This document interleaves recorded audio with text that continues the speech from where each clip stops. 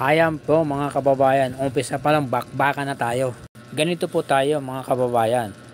Kasi nga maisog tayo Kailangan na bakbakan kaagad bago tayo pumunta sa ating topic. So, ito na po ang ating topic. Pakinggan po natin. May nakita ako na plano ng China na gagamitin yung hypersonic missile. Hindi naman nila iniisip na lulusob dito sa Pilipinas yung katakot-takot na army nila, mga navy nila. Hindi ganoon. Ang plano, air. At ang plano yung hypersonic missile at nakatakda na yung 25 na target nila. Ano naman kaya ang pahayag ng Malacanang sa sinasabi ng ating mahal na senadora? So hindi kaya magpanik ang ating mga kababayan dahil sa sinabi ng ating mahal na senador?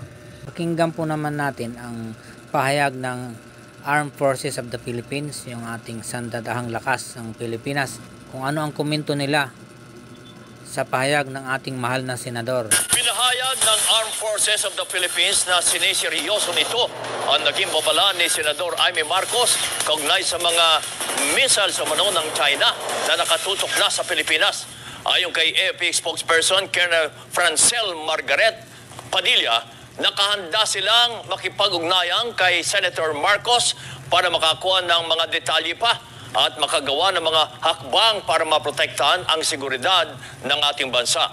Nauna nang pinahayag ni Senator Marcos ang kanyang pangamba sa kanyang post sa kanyang Facebook page, bagamat hindi binanggit kung saan galing ang kanyang impormasyon.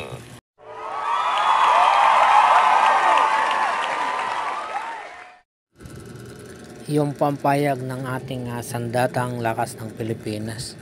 So mga kabigan, hypersonic po ang nakaumang sa 25 na site dito sa Pilipinas. So sinasabi ng Amerika na hindi nila kaya. Ganun kadelikado po ang hypersonic na yan. So mga kababayan, pakinggan po natin gaano po kadelikado itong hypersonic na nakaumang na po sa ating sinasabing ni Senator na 25 na site dito sa Pilipinas. Malamang kasama yung Malacanang dyan, sigurado, na hindi kayang salagin. Sinasabi na hindi kayang salagin. So pakinggan po natin. Ang hypersonic missile ay mga missile na kayang lumipad ng 5 beses na mas mabilis sa speed of sound. Kaya sinasabing mahirap o imposibleng maharang ng ibang air defense systems. Hindi sinabi na nakatatandang kapatid ng Pangulo kung saan niya nakita ang plano, pero kinabahan daw siya, lalo na nang malaman daw niyang hindi kayang pigilan ng Amerika ang hypersonic missile ng China. Kapag hypersonic daw, kayang-kaya pumasok. Ganyan lang kadali. Durog daw. Sa pagbabasa natin, may mga Brahmin missile na sa Batanes, pati sa Subic. So yung dalawang yun ang uunahin kasama ng Ilocos kasi may mga live fire na balikatan. Katakot nga Ano ba yan? 25 hindi biro-biro yun. Sinubukan naming hinga ng detalye ang opisina ni Senador Jaime, pero wala silang tugon. Ang Department of Foreign Affairs at Department of National Defense, wala pa rin komento sa ngayon. Ang Chinese Embassy naman sa Pilipinas, sinabing titingnan daw muna ang post ng senadora. Una nang nagpahayag ng pagkabahala ang China maging ang Russia sa pagpasok sa bansa ng Typhoon Weapon System Mid-Range Capability Launcher ng United States Army. Ayon kay Russian President Vladimir Putin, dahil sa hakbang na ito ng Amerika, balak na rin nilang ibalik ang paggawa ng mga intermediate at short-range nuclear-capable missiles. Nauna nang nagkasundo ang dalawang bansa noong 1987 na hindi na sila gagawa ng mga ganitong armas.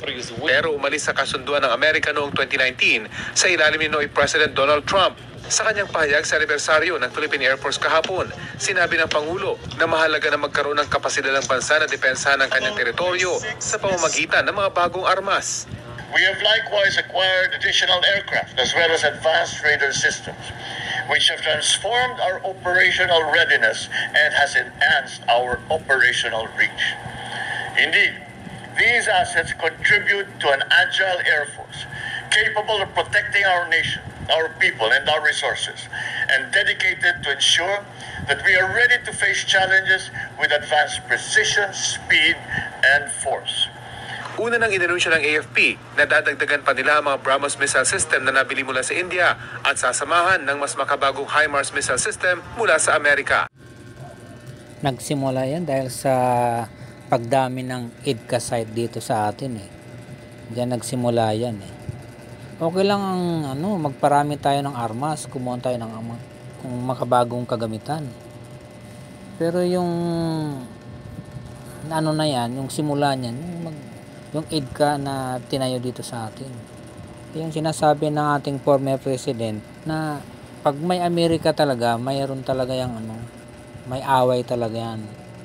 Kasi yun ang hanap buhay ng Amerika eh. Away-away na yan eh. Katulad nung nangyari sa bansang Ukraine, yan. Yan nagsimula yan eh. Dahil tinanggap din ng bansang Ukraine yung tulong ng Amerika. Nagalit yung Russia, yun, nagsimula. Nagkaroon ng gera. Ang apektado, bata, mga matatanda, sirang mga hanap buhay. Yun lang naman apektado sa gera, wala namang nananalo talaga eh. So, di ba? Ganun ang nangyayari eh. Ano sa tingin nyo mga kababayan? Magsisipag-uwian na ba tayo sa ating mga kanya-kanyang probinsya? Kasi ganyan, hindi biro ang ganyan eh. Ito pa naman tayo naghahanap buhay sa Manila. Nako, paano yan? Gutom na naman tayo niyan. So okay lang yung mga may pera, yung mga may eroplano, may mga kwarta. Anytime pwede sila lumayas, iwanan muna habang magulo ang Pilipinas.